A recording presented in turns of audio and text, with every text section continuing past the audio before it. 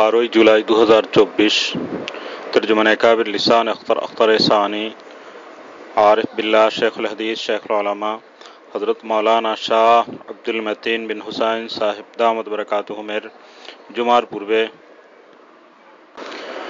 ईमान व इस्लाम निये অত্যন্ত তাৎপর্যপূর্ণ বয়ান বাইতুল হক জামে মসজিদ ঢালকানগর ঢাকা। আলহামদুলিল্লাহ ওয়া কাফা ওয়া সালামুন আলা ইবাদিহিল্লাযীনা ইসতাফা আম্মা বা'দ ফাআউযু বিল্লাহি মিনাশ শাইতানির রাজীম বিসমিল্লাহির রহমানির রহিম ওয়া মা উমিরু ইল্লা লিয়া'বুদুল্লাহা মুখলিসীনা লাহুদ-দীন সাদাকাল্লাহু মাওলানাল আযীম। وقال رسول الله صلى الله تعالى عليه وسلم أخلص دينك يكفيك العمل القليل. وقال عليه الصلاة والسلام إنما الأعمال بالنيات وإنما لامرئ ما نوى. أو كما قال رسول الله صلى الله تعالى عليه وسلم। আল্লাহ পাক জাল্লা জালালুহু ওয়া মানওয়ালুহু আমাদের সকলকে মাফ করেন, আল্লাহর মহব্বত মারিফত দান করেন, ইখলাস নসিব করেন, আল্লাহর ভয় নসিব করেন, ইত্তেবায়ে শরীয়ত ইত্তেবায়ে সুন্নতের জিন্দেগি দান করেন, গুনাহমুক্ত জিন্দেগি আল্লাহ দান করেন। আমাদের সকলের এবং সব মুসলমানের রিজিকে আল্লাহ সীমাহীন বরকত দান করেন। মুসলমানের জিন্দিগি হলো ইসলামের আমলওয়ালা। ঈমান এবং ইসলামের জিন্দিগি হলো এক মুসলমানের জিন্দিগি। ঈমান হলো অন্তরের বিশ্বাসের নাম এবং আমল তো আমল। আমলকে কোনো সময় ঈমান বলা হয়, যে নামাজ এই ঈমান, এই অর্থে যে ঈমান থাকবে তো সে তো নামাজ পড়বে।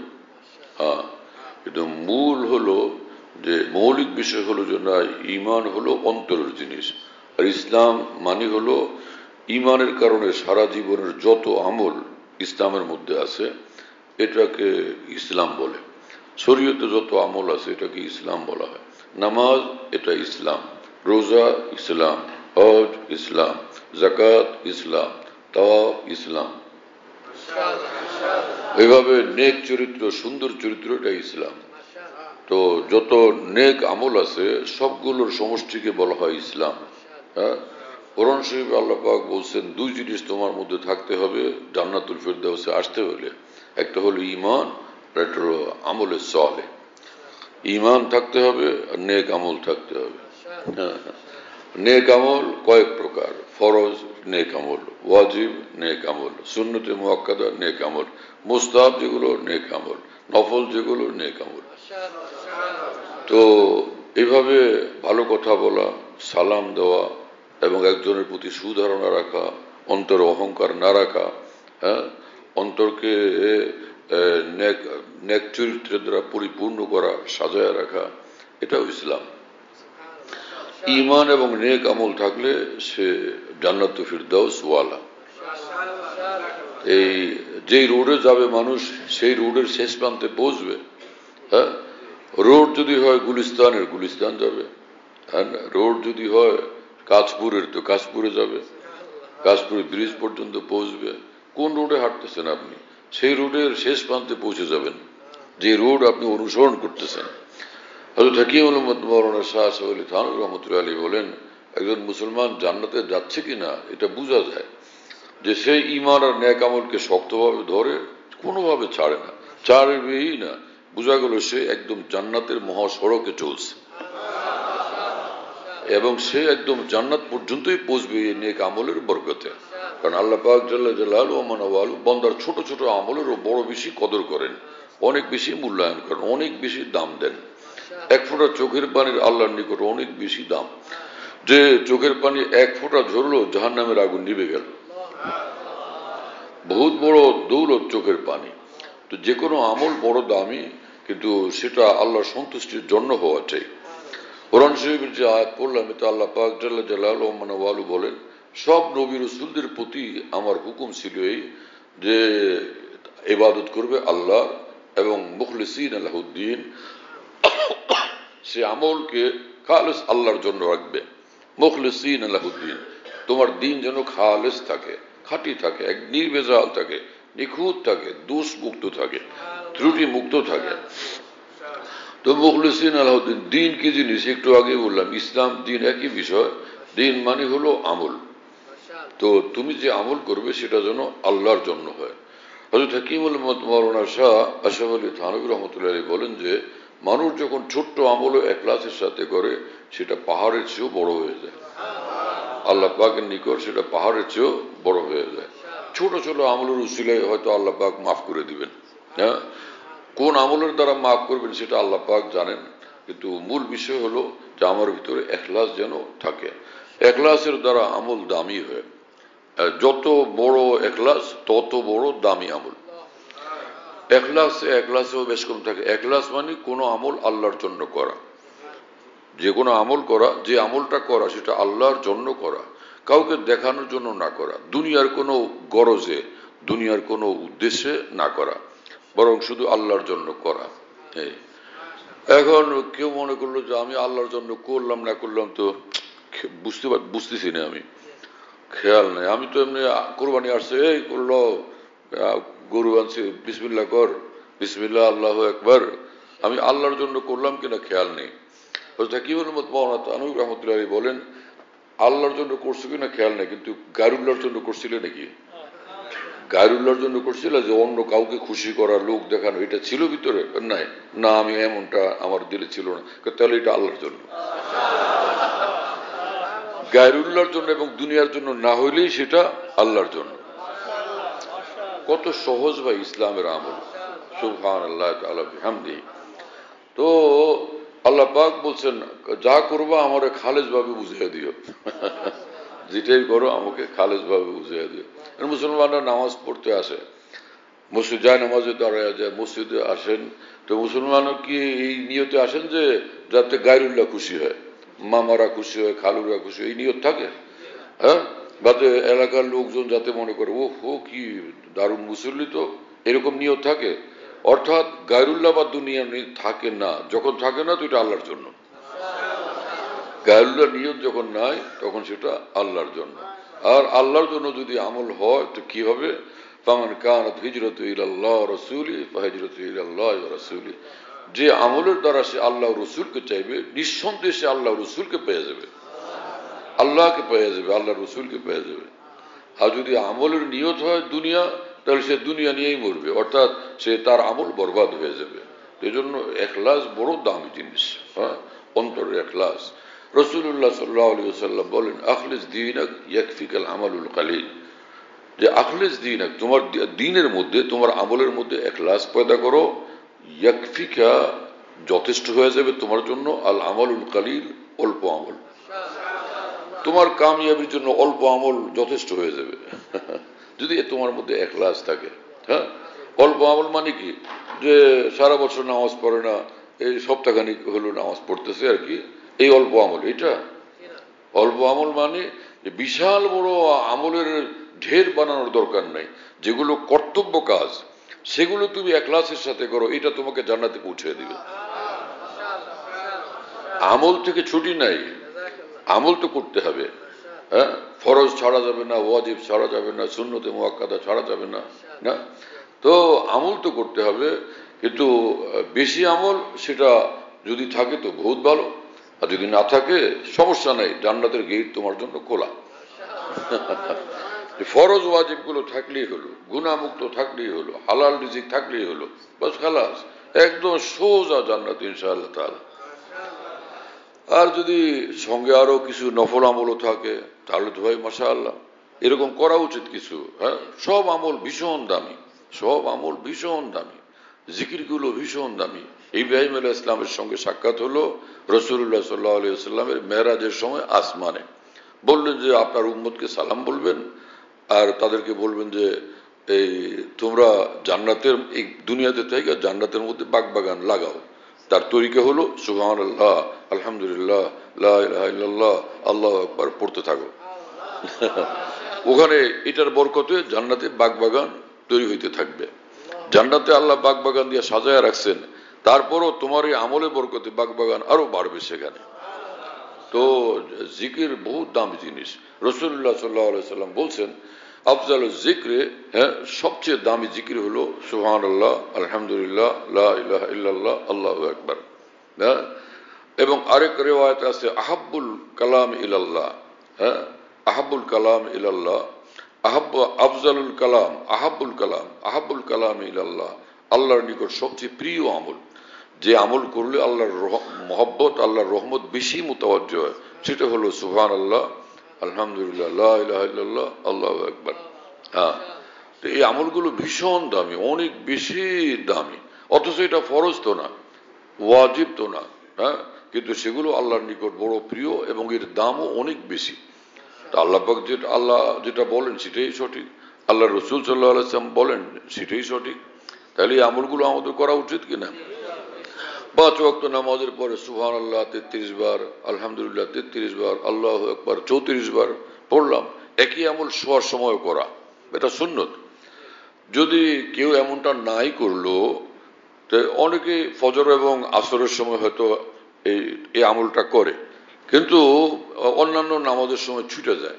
তো আরেক হাদিস শরীফে আছে রাসূলুল্লাহ সাল্লাল্লাহু আলাইহি সাল্লাম বলছেন, কোন মানুষ, কোন মুসলমান যদি 5 ওয়াক্ত নামাজের পরে সুবহানাল্লাহ 10 বার, আলহামদুলিল্লাহ 10 বার, আল্লাহু আকবার 10 বার পড়ে, কিন্তু শোয়ার সময় পড়ে সুবহানাল্লাহ 33, আলহামদুলিল্লাহ 33, আল্লাহু আকবার 34 বার, ইল্লা দাখালাল জান্নাহ, নিঃসন্দেহে সে জান্নাতে প্রবেশ করবে।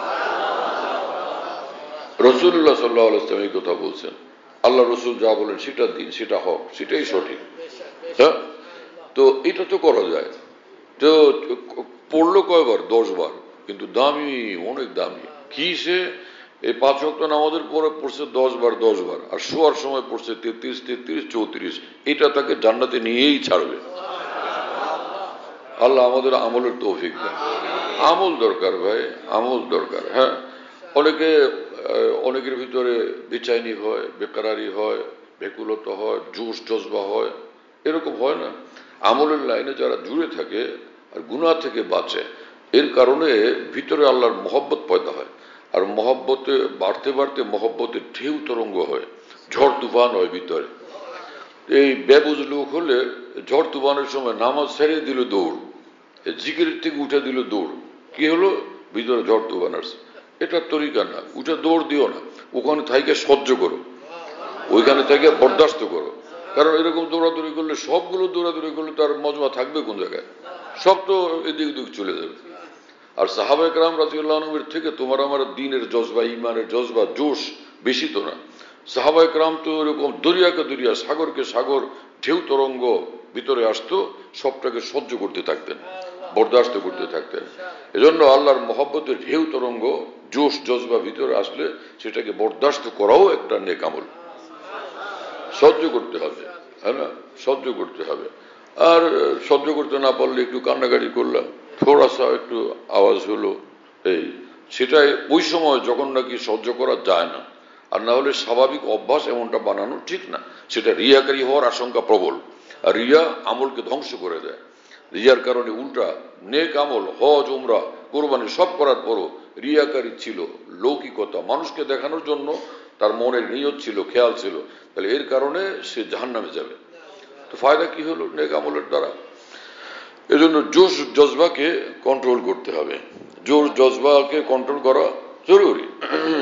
আল্লাহ পাক আমাদেরকে বুঝ দান করেন, তৌফিক দান করেন। ইখলাস বড় দামি জিনিস। সুবহানাল্লাহ দামি, আলহামদুলিল্লাহ দামি। কত মুসলমানের চরিত্র, মুসলমানের তবিয়ত, মুসলমানের আখলাক, মুসলমানের জীবনের একটা অংশ, যে কিছু একটা হলে আলহামদুলিল্লাহ, মাশাআল্লাহ, সুবহানাল্লাহ, আস্তাগফিরুল্লাহ, প্রত্যেকটা আমল বড় দামি। মুসলমান খেয়াল করে না, কিন্তু খেয়াল করা জরুরিও না। যিনি দাম দিবেন তিনি সময়মতো দাম বুঝিয়ে দিবেন। যে রাসূলুল্লাহ সাল্লাল্লাহু আলাইহি ওয়াসাল্লাম বলছেন যে আলহামদুলিল্লাহ তামলাউল মিজান। এক ঈমানওয়ালা একবার আলহামদুলিল্লাহ পড়ে, আলহামদুলিল্লাহর নেকি যে মিজান পাল্লা, যার দ্বারা আমলের ওজন হবে, সে মিজান পাল্লাকে একদম ভরপুর করে দেয় একবার আলহামদুলিল্লাহর নেকি। তো মুসলমান তো আলহামদুলিল্লাহ বলতেই থাকে, দিন রাত আলহামদুলিল্লাহ বলতে থাকে না। আজীব শান মুসলমানের, মুসলমানের জিন্দগি বড় দামি, বড়ই মূল্যবান, দ্বীনের খুশবুওয়ালা, ঈমানের খুশবুওয়ালা, আল্লাহর মহব্বতের খুশবুওয়ালা, আল্লাহর ভয়ের খুশবুওয়ালা। সবাই দলে দলে সিনেমা হলে ঢুকতেছে, কিন্তু সে সব চিনে ঠিকানা, ওর সামনে দিয়ে যেতেছে, কিন্তু সে যাবে না। কেন? সে আল্লাহর ভয় তাকে ওই দিক থেকে সরাই রাখতেছে। হ্যাঁ, আখিরাতের মহব্বত, জান্নাতের মহব্বত, আল্লাহর মহব্বত তাকে সেদিক থেকে ফিরাই রাখতেছে যে এই উল্লাস আমার দরকার নেই, আমি জান্নাতের উল্লাস চাই। এই আনন্দ আমার দরকার নাই, আমি জান্নাতের আনন্দ চাই। হ্যাঁ, এই তামাশা আমার দরকার নাই। কাল জান্নাতের মধ্যে মহান রব্বুল আলমিনের দিদারের তামাশা দেখার অপেক্ষায় আমি আছি। হ্যাঁ, সুবহানাল্লাহ তাআলা বিহামদি। আজীব শান এক মুসলমানের এক আজীব মামলা। তো ফরজ ও ওয়াজিব যে আমলগুলো সেগুলো তো করা, সেগুলো কোনোভাবেই না ছাড়া। হ্যাঁ, কিন্তু সেই সঙ্গে নফল আমল যেটুকু পারা যায় কিছু না কিছু করতে থাকা বড় কাজে লাগবে। একবারে লা ইলাহা ইল্লাল্লাহ 7 আসমান জমিন থেকে ভারী, 7 আসমান জমিন থেকে দামি। মাঝে মাঝে পড়তে থাকি লা ইলাহা ইল্লাল্লাহ, লা ইলাহা ইল্লাল্লাহ। বলেন লা ইলাহা ইল্লাল্লাহ, লা ইলাহা। এই যে 3 বার 4 বার হলো, প্রত্যেকবার লা ইলাহা ইল্লাল্লাহ 7 আসমান জমিন থেকে বেশি ভারী, বেশি দামি। এবং রাসূলুল্লাহ সাল্লাল্লাহু আলাইহি ওয়াসাল্লাম বলেছেন, মান ক্বালা লা ইলাহা ইল্লাল্লাহ দাখালাল জান্নাহ। হ্যাঁ, যে মুসলমান লা ইলাহা ইল্লাল্লাহ পড়তেছে, অন্তর থেকে লা ইলাহা ইল্লাল্লাহ বের হলো তার জবান থেকে, তো এই লা ইলাহা ইল্লাল্লাহর বরকতে নিঃসন্দেহে সে জান্নাতবাসী হবে। লা ইলাহা ইল্লাল্লাহ ওয়ালা জান্নাত ওয়ালা। তো কত বড় আমল। সুযোগ হলো মসজিদে আসছেন, 2 রাকাত পড়লেন, বা বাসায় 2 রাকাত পড়লেন, দাঁড়ায় পড়লেন বা বসে পড়লেন, যেভাবে হয় 2 রাকাত নামাজ। আল্লাহু আকবার। সহজ তো। নামাজের এক বৈশিষ্ট্য হলো পড়ার আগে হয়তো মুশকিল লাগে, হয়তো বা মুশকিল লাগতে পারে, শুরু করে দিলে নামাজ মজাই মজা। সারা দুনিয়ার কাঁঠালে এত মজা নাই, নামাজে যে মজা। সারা দুনিয়ার আনারের মধ্যে এত মজা নাই, নামাজে যে মজা। সারা দুনিয়ার, সারা পৃথিবীর মধুতেই মজা নাই, নামাজে যে মজা। নামাজ হলো এমন এক জিনিস যে দুনিয়াতেই জান্নাতের মতো এর মধ্যে নসিব হয়ে যায়। হ্যাঁ, গুনাহমুক্ত চোখ দরকার, গুনাহমুক্ত জবান দরকার, গুনার দাগ মুক্ত দিল দরকার। তাহলে এই নামাজের মধ্যেই এত স্বাদ, এত মজা। এই বন্দা নিঃসন্দেহে বাদশাহীকে ভুলে যাবে। ভাই, ওর তারে বাদশাহী করতে দাও, সিংহাসনে বসতে দাও, আমার নামাজ পড়তে দাও। আমাকে নামাজ পড়তে দাও।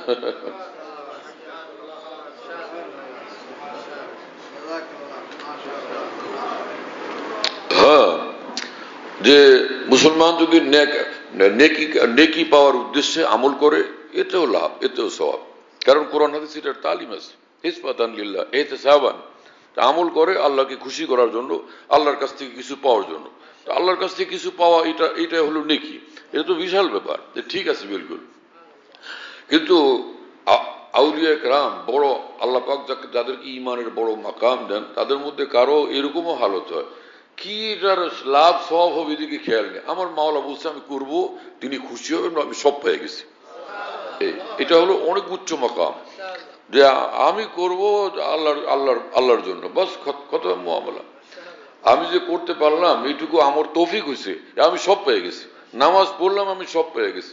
রব্বুল আলামিন কালকে আমাদের আরো যা দিবেন সেটা তার খুশি, যা দিবেন আমি নিয়ে নিব। আমি তো তিনি বলছেন, আমি করলাম। সুবহানাল্লাহ তাআলা বিহামদি। তো আমল করতে থাকা, কিন্তু যে আমল আল্লাহ পাকের নজরে বেশি পড়ে যায়, পছন্দ লেগে যায়, আল্লাহ পাক ওইটাকে নাজাতের উসিলা বানাবে।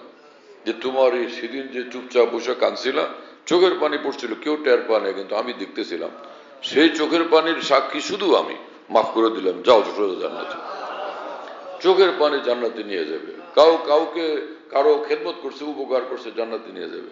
কেউ কোনো অসহায়, অসুস্থ, বিপদগ্রস্ত মানুষের সাহায্য করছে গোপনে, ওইটা কেউ দেখে নাই, কিন্তু আল্লাহ পাক জানেন, সেটাই হয়তো তাকে জান্নাতে নিয়ে যাবে।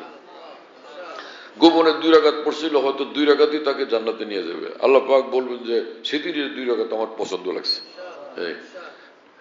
ইমাম গাজ্জালী রহমতুল্লাহ আলাইহির যে কিতাব আছে ইহয়া উলুমিদ্দিন, এর মধ্যে আজীব আজীব ঘটনাবলী লিখছেন আউলিয়া বুজুর্গানের। পূর্ববর্তী যত উলামা মাশায়েখ আউলিয়া বুজুর্গান ছিলেন, মুহাদ্দিসিন ছিলেন, তাদের বৈশিষ্ট্য ছিল জীবনের একটা, যে তারা, যে কোরআন শরীফে যেহেতু আল্লাহ পাক বলছেন যে আমার নবীদেরকে অনুসরণ করবে, এবং সিদ্দিকিনকে অনুসরণ করবে, সালিহিনকে অনুসরণ করবে, শুহাদাকে অনুসরণ করবে, তাদেরকে ফলো করবে। ওয়াহসুনা উলাইকা রাফিকা, তাদেরকে ফলো করা, কাউকে ফলো করার জন্য এরা হলেন উত্তম মানুষ, সুন্দর মানুষ। আল্লাহ পাক বলেন, কিছু মুসলমান ভাইরা বলেন যে কথা বলবেন কোরআন হাদিসের, আউলিয়া বুজুর্গানের কথা বলেন কেন, আকাবির দিনের কথা বলেন কেন? আমার প্রিয় বন্ধুরা, আপনারা খেয়াল করেন না, বুঝেন না কোরআন শরীফ, যে কোরআন শরীফ তো আল্লাহ পাক এই কথা বলে দিয়েছেন যে আমাকে পাওয়ার রাস্তা হলো নবীদের রাস্তা, সিদ্দিকিনের রাস্তা, সালেহিনের রাস্তা, শুহাদাদের রাস্তা। তবে লোকমান আলাইহিস সালাম তো আল্লাহ পাকের কোনো নবী ছিলেন না, একজন ওলি ছিলেন, মস্ত বড় ওলি ছিলেন। সূরা লোকমানে আল্লাহ পাক লোকমান আলাইহিস সালামের কথাগুলো উদ্ধৃত করছেন, শুনেছেন যে দেখো আমার লোকমান, তিনি আচ্ছা মানুষ ছিলেন, তিনি এরকম সুন্দর সুন্দর কথা বলতেন, লোকদেরকে বলতেন, নিজের ছেলেকে বলছিলেন যে বেটা ভালোভাবে নামাজ পড়বা, হ্যাঁ না, কারোর সঙ্গে খারাপ ব্যবহার করবা না, এবং কাউকে তুচ্ছ-তাচ্ছিল্য করবা না, অন্যায় কাজ দেখলে বলবা যে এটা ঠিক না, এই কাজ থেকে মানুষকে প্রতিহত করো। এগুলো আল্লাহ পাক কোরআন শরীফে উল্লেখ করছেন। বোঝা গেল আল্লাহর দ্বীনের রেফারেন্স যেরকম নবী রাসূলদের রেফারেন্স আল্লাহর দ্বীন পেশ করতে হয়, অনুরূপভাবে খালিস দ্বীনওয়ালা, খালিস দ্বীনি ইলমওয়ালা যারা, তাদের রেফারেন্সও আল্লাহর দ্বীন পেশ করতে হয়। কিছু লোক আকাবের শব্দ না বুঝে এটার বিরোধিতা করতে থাকে, একটা তবিয়ত হয়ে গেছে। হ্যাঁ, আকাবের মানে কি, যে দ্বীনের ক্ষেত্রে যারা ইলম এবং আমলের ক্ষেত্রে একদম সুযোগ্য, একদম উচ্চ লেভেলের, তো দ্বীনের ক্ষেত্রে, ইলমে দ্বীনের ক্ষেত্রে যে জাহেল এবং ইলমে দ্বীনের আমলের ক্ষেত্রে যে পিছনে, তো তাকে অনুসরণ করতে হবে, তার কথা শুনতে হবে। কোরআন হাদিস যে বুঝে না, এরকম মাথা ভাঙ্গারে অনুসরণ করে ইসলামের উপরে জিন্দেগি করতে হবে, এটা কিরকম কথা? আকাবের মানে যে যারা দ্বীনের ক্ষেত্রে বড়, আকাবেরকে বাদ দিলে তার মানে যেগুলো অচল সেগুলোকে অনুসরণ করবে মুসলমান। এটা কি ধরনের কথা? এটা ভুল কথা। এবং এটা এত সিরিয়াস যে দ্বীনের ক্ষেত্রে যারা অচল এবং অযোগ্য তাদেরকে অনুসরণ করতে যাওয়াটা এত বিপজ্জনক, এত ক্ষতিকর এবং ধ্বংসাত্মক কাজ, যে এক সাহাবী রাসূলুল্লাহ সাল্লাল্লাহু আলাইহি ওয়াসাল্লামকে বললেন যে ইয়া রাসূলুল্লাহ,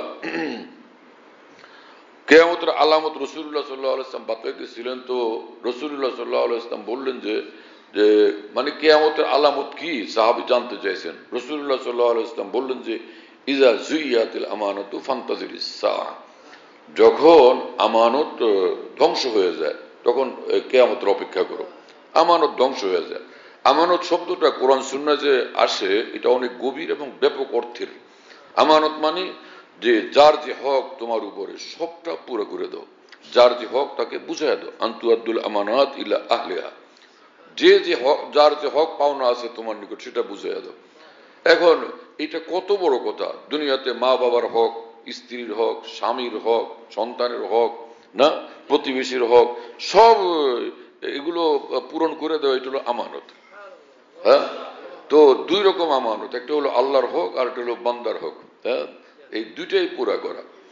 তো আমানত এটা বড় ভারী জিনিস, অনেক বড় দামি জিনিস। ইজা জুইয়াতে, কোরআন শরীফে আল্লাহ পাক বলছেন, আমি আমানতকে পেশ করছিলাম আসমানের উপরে, জমিনের উপরে, পাহাড়ের উপরে, তারা কেউ এটা বরদাস্ত করতে পারলো না।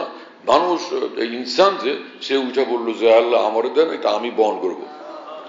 এই কি সে আয়াতে পাক, ইন্না আরাজনাল আমানাতা, আল্লাহ পাক বলেন ইন্না আরাজনা আল আমানাতা, আমি আমানত পেশ করলাম।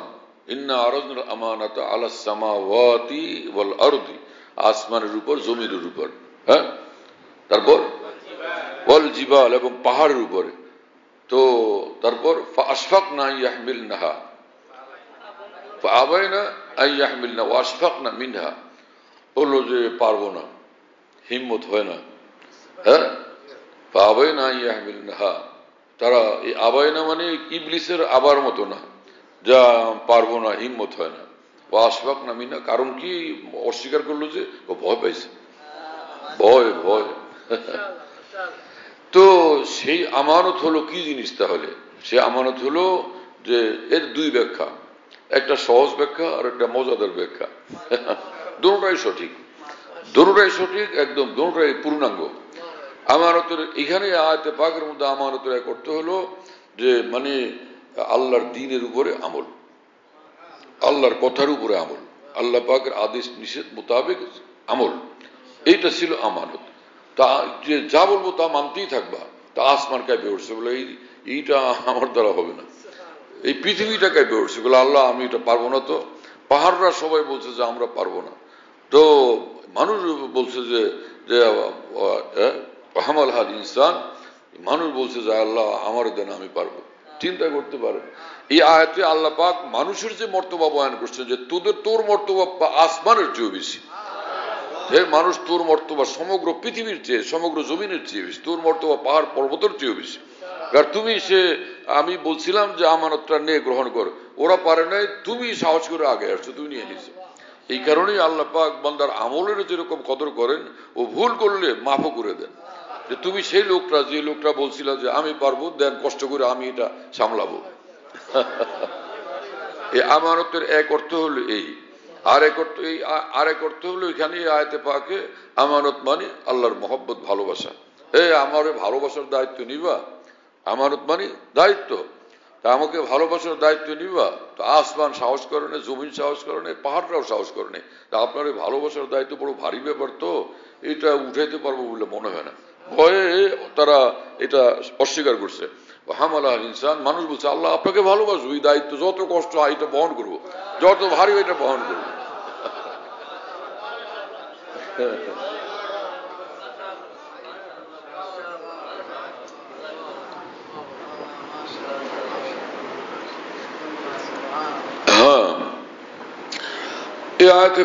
তাহলে যে মানুষ সে আমল করে, ইসলামের উপর চলে, দ্বীনের উপর চলে, সে কত বড় মর্তবাওয়ালা। দুনিয়াদাররা না বুঝুক, কিন্তু আল্লাহ বুঝুন ঠিক মতো। দুনিয়াদাররা না বুঝুক, মূল্যায়ন না করুক, হইচই করে, রুই করে, লিখতে থাকে পত্রপত্রিকা, ইসলামের বিরুদ্ধে, মুসলমানদের বিরুদ্ধে কত কিছু লেখে। ওদের কাজ ওরা করতেছে, কিন্তু ইমানওয়ালার কাজ করে সোজা জান্নাতুল ফিরদাউসের দিকে একদম ধুমসে আগে যেতেছে। হ্যাঁ, তো সাহাবী বললেন যে ইয়া রাসূলুল্লাহ, যে কিয়ামত হবে যে সেটা কবে? কিয়ামতের কিছু আলামত বললেন, বুঝাইয়া দেন।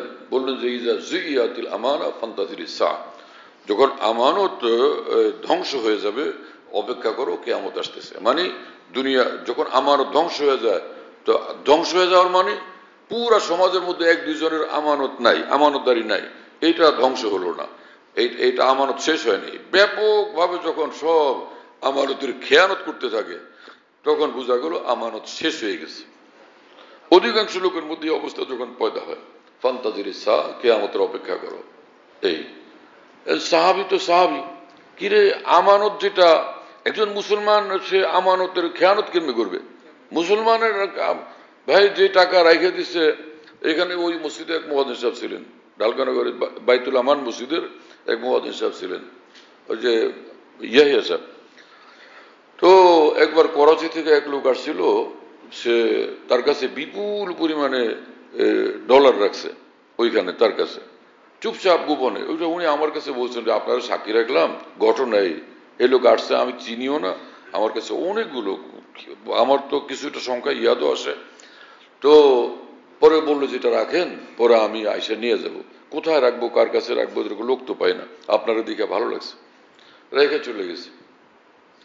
আল্লাহ ওই লোক আর আসে না, 2 মাস 3 মাস 4 মাস 6 মাস।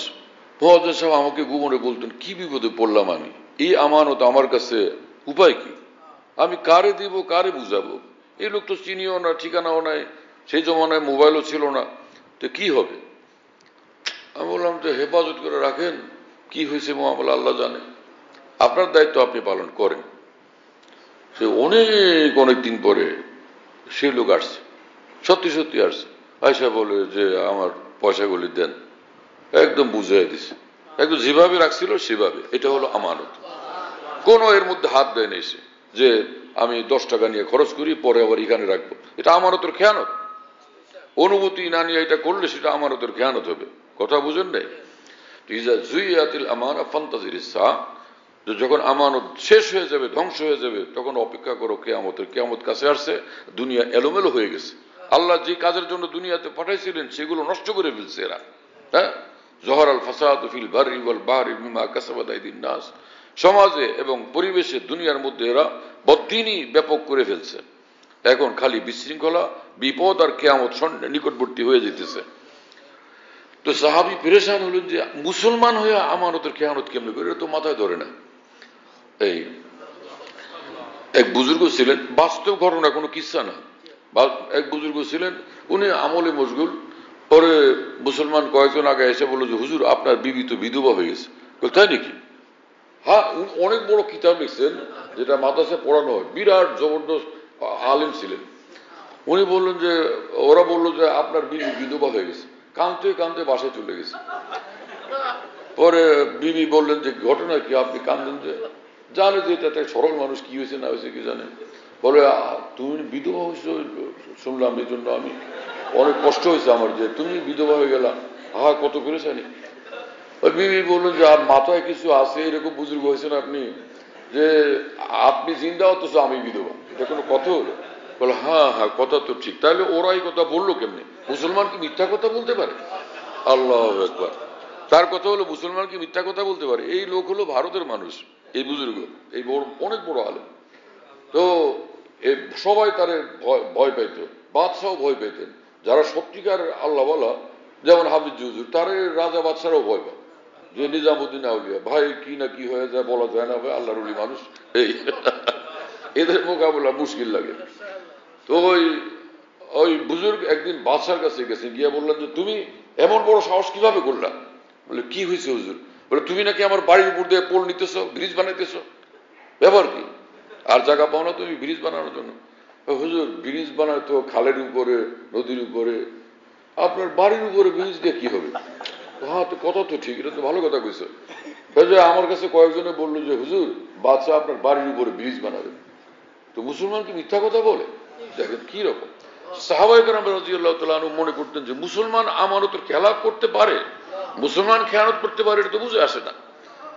এই জন্য সাহাবী জিজ্ঞেস করছেন, ওমা জিয়াউহা, ইয়া রাসূলুল্লাহ, আমানত ধ্বংস হয় কিভাবে, ধ্বংস হবে কিভাবে? তো রাসূলুল্লাহ সাল্লাল্লাহু আলাইহি ওয়াসাল্লাম বলছেন যে ইযা বুসিদাল আমরু ইলা গায়রি আহলি ফান্তাজিরিস সা, অযোগ্য লোকের হাতে যখন দায়িত্ব আসতে থাকবে তখন কিয়ামতের অপেক্ষা করো। অযোগ্য লোক এখন যেগুলো হচ্ছে ব্যাপকভাবে, অযোগ্য অচল লোকদের কাছে ভারী ভারী গুরুত্বপূর্ণ দায়িত্ব দেওয়া হচ্ছে, এটা হচ্ছে না? তো এতে বোঝা গেল দুনিয়ার লাইনে যদি অযোগ্য লোকের হাতে দায়িত্ব আসে, সেটা যদি আমানতের খেয়ানত হয়, তাহলে দ্বীনের লাইনে যদি অযোগ্য লোকদেরকে অনুসরণ করা হয়, তাহলে সেটা কত বড় খেয়ানত হবে, দ্বীনের ক্ষেত্রে কত ভয়ঙ্কর কঠিন দায়িত্বহীনতা হবে। কথা বুঝে আসতেছে প্রিয় ভাইরা? হ্যাঁ, আল্লাহ পাক আমাদেরকে বুঝ দান করে। তাহলে কি হলো যে খাঁটি উলামায়ে দ্বীন, খালি আলেম মাদ্রাসায় পড়ে দাওরা পাস, এতটুকু যথেষ্ট না কোনো ক্রমে, বরং তিনি কোরআন সুন্নাহর ইলমের ব্যাপারে একদম পরিপক্ক, একদম সুযোগ্য, যা বলেন অটল ভাবে সে দ্বীনের কথাই বলেন, একদম বিশুদ্ধভাবে পরিপক্কভাবে দ্বীনের কথাই বলেন, এর বাইরে তিনি বলেন না। এইরকম হলে তখন তিনি সুযোগ্য আলেম দ্বীন। কি কথা বুঝতেছেন? সব আলেমদেরকে অনুসরণ করতে হবে এটা না। আলেম দুই অর্থ, এক আলেম মানে দাওরা পাস, ইনিও আলেম, তাকেও সম্মান করা চাই, মহব্বত করা চাই, দ্বীনের কিছু ইলম তো তার কাছে আছে। আর এক আলেম হলেন হযরত ইমাম মালিক রাহমাতুল্লাহ আলাইহি, ইমাম আহমদ ইবনে হাম্বল রাহমাতুল্লাহ আলাইহি, ইমাম শাফি রাহমাতুল্লাহ আলাইহি, ইমাম আবু হানিফা রাহমাতুল্লাহ আলাইহি, আব্দুল্লাহ ইবনে মুবারক রাহমাতুল্লাহ আলাইহি, ইমাম শাহ ওলিউল্লাহ মুহাদ্দিস দেহলভী রাহমাতুল্লাহ আলাইহি। ওই উলামায়ে দ্বীনরা এমন আলেম যারা আকাবের দ্বীন, অবশ্যই তাদেরকে অনুসরণ করতে হবে, তাদের থেকে তারা বিচ্যুত হবে। তাদেরকে যারা অনুসরণ করবে না, যে ওলামারা অনুসরণ করবে না, তারা গুমরাহির মধ্যে, বিভ্রান্তির মধ্যে, অন্ধকারের মধ্যে ডুবে যাবে। আল্লাহ আমাদেরকে হেফাজত করে। আমল করি আল্লাহর জন্য, ইখলাসের সাথে আমল করি, সে আমল বড় দাম। এবং কিছু না কিছু করতে থাকে, কাজে লাগবে, ভীষণ কাজে লাগবে। তো বলতেছিলাম যে ইমাম গাজ্জালী রাহমাতুল্লাহ ইহয়া উলুমিদ্দিনের মধ্যে এরকম আউলিয়া বুজুর্গান, বড় বড় উলামাদের জীবনের বিভিন্ন ঘটনাবলী লিখছেন। এই উদ্দেশ্যে মুসলমান এগুলো পড়ে শিখবে, দ্বীনি জিন্দেগি বানাবে। তো ওর মধ্যে এক ঘটনা, যে এক বুজুর্গ জুনায়েদ বাগদাদী রহমতুল্লাহ আলাইহি, যিনি মস্ত বড় আলেম এবং বহুত বড় ওলি আল্লাহ ছিলেন, তাকে স্বপ্নে দেখছেন। বললেন যে হুজুর খবর বলেন, কি হলো না হলো? বলে যে খবর হলো এই যে মা নাফানি ইল্লা রুকাইআতিন উসাল্লিহা ফি আখিরিল লাইল, যে শেষ রাত্রে এই 2-4 টাকা যা পড়তাম ওইটা থেকে একটু আল্লাহ পাক খুশি হয়েছেন, বললেন যে যা মাফ করলাম। এই 2-4 রাকাত ভোর রাতে যে পড়ছিলাম ওইটাই খালি কাজে লাগছে, আর বাকি প্রত্যেকটার ব্যাপারে ধরা পড়ে গেছে। এই তো এই রেওয়াজ, এই ঘটনা এইভাবে উল্লেখ করছেন এবারত হাকিমুল উম্মত থানবী, কিন্তু আরেক এবারত আছে ইল্লা রাকাতাইন, যে মা নাফানি ইল্লা রাকাতাইন, হ্যাঁ না, যে উসাল্লি হিমা ফি আখিরিল লাইল, ভোর রাতে 2টা রাকাত পড়তাম, এইটাই আমারে উপকৃত করছে। আল্লাহ পাক বলছেন যে যা এই গোপনে 2-4 রাকাত পড়ছিল যে 2 রাকাত, এটা তো আমি জানতাম যে আমার জন্য, মাফ করে দিলাম, যাও। এত বড় মানুষ, তাই এই অবস্থা, তো ফির আমাদের উপায় কি হবে? কোনো টেনশনের দরকার নেই, আমল করতে থাকি, আল্লাহ মাফ করে দেন, আল্লাহ মাফ করে দেন। যা করা আল্লাহর জন্য, কোরবানি আল্লাহর জন্য, হজ আল্লাহর জন্য, উমরা আল্লাহর জন্য, দান সদকা আল্লাহর জন্য, যা করি আল্লাহর জন্য। হ্যাঁ, এইভাবে আমল করতে থাকি, আর সুন্দরভাবে সহিভাবে সুন্নত মোতাবেক আমল করা, এটা শিখিও। কোনো ভালো যোগ্য আলেম, নির্ভরযোগ্য আলেমের কাছ থেকে থোড়া থোড়া শিখি। যেখানে খটকা লাগে, যেখানে সন্দেহ লাগে, গিয়ে জিজ্ঞেস করি যে ভাই এই ব্যাপারে কি, এবং খুব আল্লাহর মহব্বত নিয়ে জিজ্ঞেস করি এখলাসের সাথে। ফায়দাই ফায়দা, লাভই লাভ। এই একটু যাওয়া, একটু জিজ্ঞেস করা, এটাও মস্ত বড় দিনই আমল। আল্লাহ তাআলা আমাদেরকে কবুল করেন, তৌফিক দান করেন। ওয়া আখিরু দাওয়ানা আলহামদুলিল্লাহি রাব্বিল আলামিন ওয়া সাল্লাল্লাহু আলা নবিয়্যিল কারীম। আমাদের ঢালকানগর খানকাহে যেখানে আমি আছি, খানকা ইয়াদগারে হাকিমুল উম্মত, মনে রাখো, বলো খানকা ইয়াদগারে হাকিমুল উম্মত। হাকিমুল উম্মতের স্মৃতি এখানে, হাকিমুল উম্মতের কথাবার্তায় আলোচনা হয়, আলহামদুলিল্লাহ। একটা নাম